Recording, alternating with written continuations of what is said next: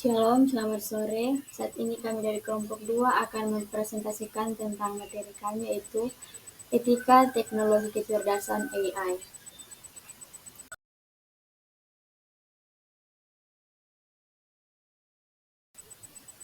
Penjelasan pertama, definisi AI. Kecerdasan buatan atau artificial intelligence adalah kemampuan sistem atau mesin untuk meniru kecerdasan manusia dalam menjalankan tugas seperti belajar, berpikir, dan mengambil keputusan. Penjelasan kedua yaitu manfaat AI. Meningkatkan efisiensi dan produktivitas kerja, membantu pengambilan keputusan berbasis data. Ketiga, mempermudah aktivitas sehari-hari atau asisten digital, kendaraan otonom. Yang ketiga, urgensi pembahasan etika. Urgensi pembahasan etika dalam AI yaitu mencegah penyalahgunaan teknologi, menjamin keadilan, transparansi, dan non-diskriminasi, dan yang terakhir melindungi hak privasi dan keselamatan manusia. Pembahasan selanjutnya itu prinsip etika AI. Prinsip etika AI yang pertama, transparansi. Prinsip ini mengedepankan keterbukaan informasi dalam setiap proses atau keputusan, sehingga semua pihak yang terlibat dapat memahami bagaimana suatu kebijakan atau tindakan diambil. Yang kedua, non-diskriminasi. Menjamin perlakuan yang adil dan setara tanpa membedakan latar belakang seperti ras, agama, jenis kelamin, atau pandangan politik. Yang ketiga, tanggung jawab. Setiap pihak bertanggung jawab atas tindakan atau keputusan yang diambil, serta bersedia menerima konsekuensinya, baik secara hukum maupun moral. Keempat, keamanan. Mengutamakan perlindungan terhadap data privasi dan keselamatan individu atau kelompok dari segala bentuk ancaman atau penyalahgunaan. Yang kelima, keadilan. Menjunjung prinsip perlakuan yang adil bagi semua orang, termasuk memastikan hak-hak individu dihormati dan dipenuhi tanpa keberpihakan. Pembahasan selanjutnya, tantangan implementasi. Yang pertama, keterbatasan sumber daya. Tantangan ini mencakup kekurangan dana, tenaga kerja, atau infrastruktur yang memadai untuk mendukung implementasi. Contohnya, sebuah sekolah di daerah terpencil sulit menjalankan kurikulum digital karena kekurangan komputer dan akses internet. 2. Kurangnya dukungan dari pemangku kepentingan. Jika pihak terkait seperti pemerintah, masyarakat, atau organisasi tidak mendukung, maka pelaksanaannya akan terhambat. Contoh program daur ulang di suatu kota gagal karena warga tidak bersedia memilah sampah di rumah. Ketiga, resistensi terhadap perubahan. Banyak individu atau kelompok yang enggan menerima sistem atau kebijakan baru karena sudah nyaman dengan cara lama. Contoh, karyawan perusahaan menolak penggunaan sistem absensi digital karena terbiasa dengan pencatatan manual. Keempat, komunikasi yang tidak efektif. Informasi yang tidak tersampaikan dengan baik dapat menyebabkan kesalahpahaman dan pelaksanaan yang tidak sesuai harapan. Contoh, program bantuan sosial tidak tersalurkan secara merata karena warga tidak mendapat informasi yang cukup tentang persyaratannya.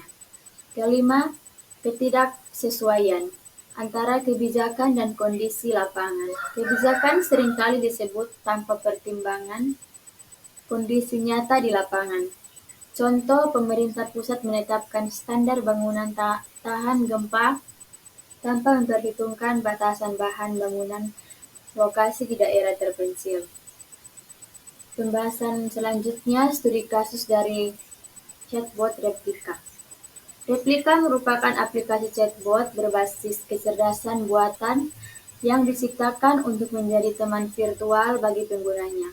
Awalnya Replika hanya ditujukan untuk memberikan dukungan emosional ringan serta menjadi media curhat bagi pengguna. Namun dalam praktiknya, banyak orang mulai menggunakan sebagai pengganti terapi psikologis dan konseling profesional. Permasalahan utama yang terjadi yaitu pertama, peran yang melebihi fungsi awal. Meskipun tidak dirancang untuk menjadi terapis, banyak pengguna menganggap replika sebagai pendamping terapi digital. Hal ini menimbulkan kesan keliru karena chatbot tersebut tidak memiliki kemampuan atau akreditasi untuk menangani gangguan mental. 2. Risiko ketergantungan emosional.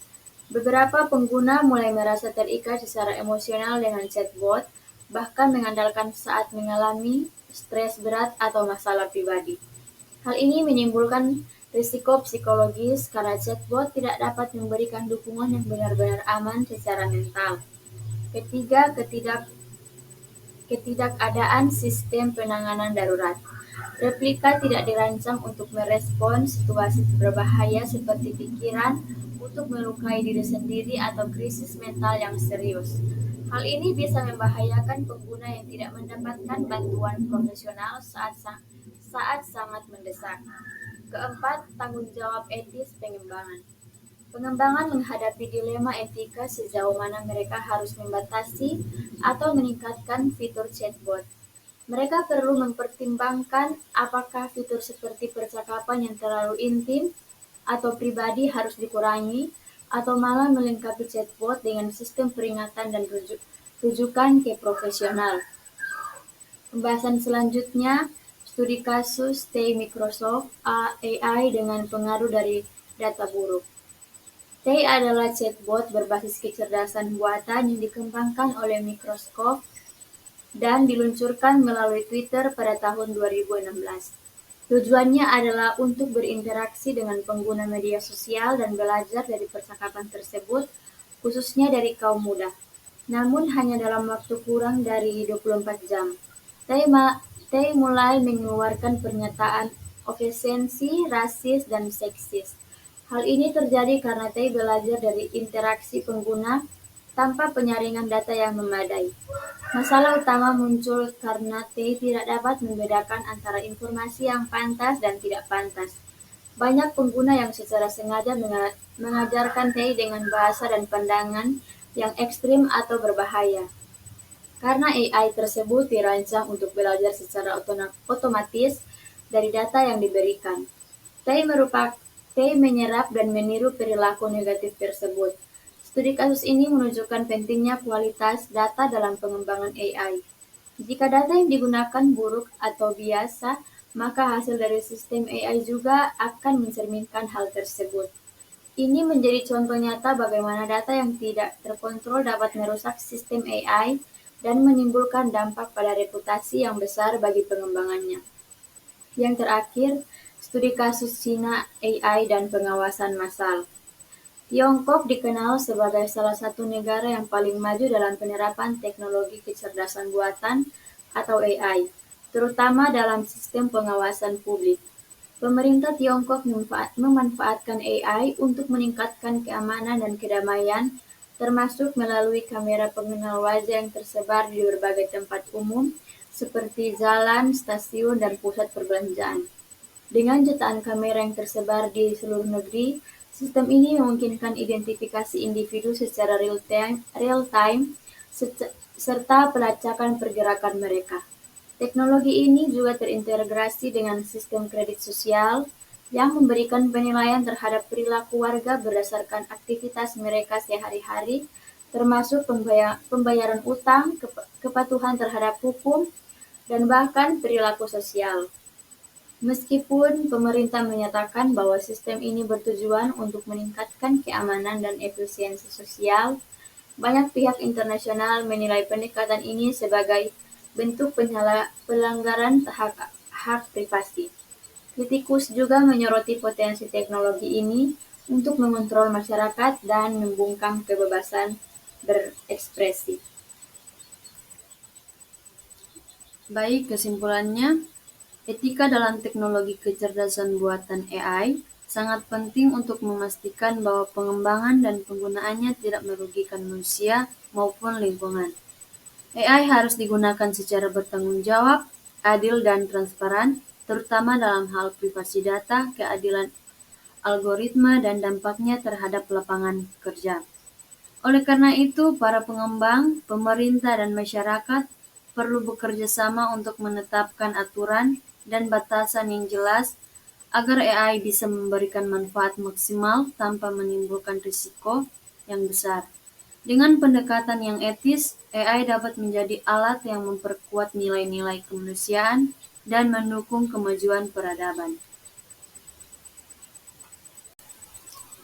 Baik, di sini ada jurnal yang terkait mengenai kecerdasan buatan AI. Yang pertama, The Dart Scared at the Heart of AI pada tahun 2017.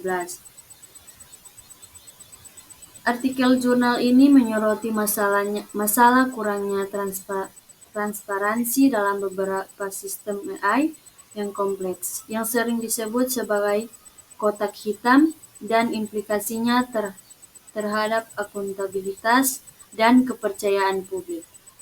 Penulis menekankan perlunya upaya untuk membuat AI lebih dapat dipahami. Jurnal yang kedua yaitu Values in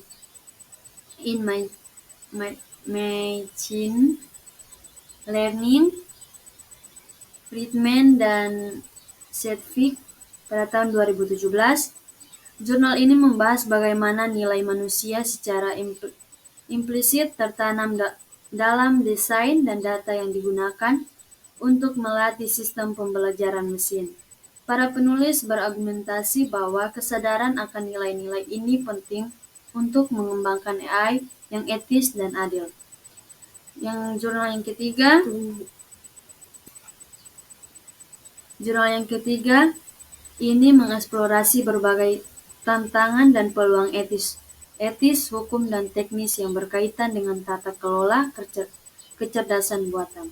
Penulis membahas perlunya pendekatan multidisiplin untuk memastikan pengembangan dan penerapan AI yang bertanggung jawab.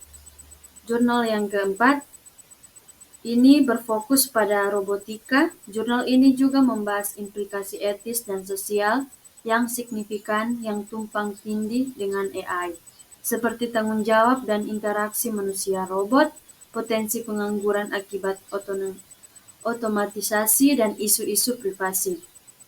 Jurnal yang kelima, jurnal ini mempertanyakan kemungkinan untuk sepenuhnya mencegah AI yang tidak etis dalam membahas berbagai pendekatan filosofis dan praktis untuk meminimalkan risiko dan mendorong pengembangan AI yang selaras dengan nilai-nilai manusia.